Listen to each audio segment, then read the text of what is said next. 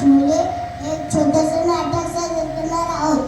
त्या नाटकाचे बोल आहे स्वराज्याची शपथ.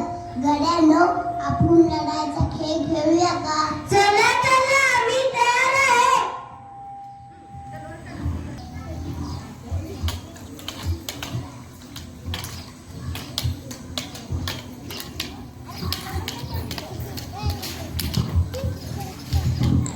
थांबा.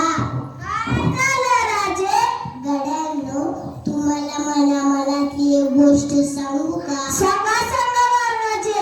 आमचे वडील शहाजीराजे विजापूरचे सरदार आहेत. त्यांच्या हुकमानेच आम्ही या पुण्याचा कारभार पाहत आहोत. छान कारभार चाललाय की मग. काय पण तुम्ही ह्या पुण्याचं बघू केलं आहे. पण गड्यांनो, यात आम्हाला मुळीच आनंद नाही. सुलतानाची वतनदारी परक्यांची गुलामगिरीच आहे. यांच्यात युद्धे चालतात, त्या युद्धात आपली माणसे मारतात, कुटुंब सुधारली जातात, आपल्या मुलकाचे दुर्दान होते. आपण किती दिवस सहन करायचे? दुसऱ्यांसाठी किती दिवस खपायचे?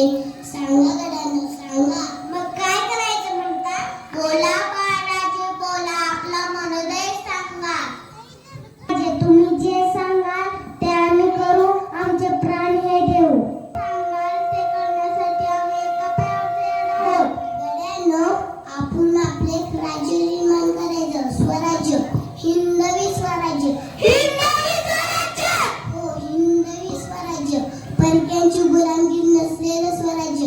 प्रत्येकाला स्वाभिमान शिकवणारे स्वराज्य. आया बहिणीच्या अब्रूचं रक्षण करणारे स्वराज्य. एका मराठी मुलकाला, एका मराठी माणसाला एका ध्वजाखाली एकत्र ठेवणारे स्वराज्य. चला या ज्ञानेश्वरात साक्षी देऊन आपण स्वराज्याची शपथ घेऊया. चला चला, आम्ही तयार आहे.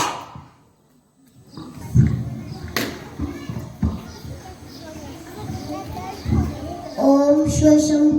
चला या ज्ञानेश्वरात साक्षी देऊन आम्ही अशी शपथ घेतो की हिंदवी स्वराज्याच्या रूपाने असे हे राज्य व्हावे, असे श्री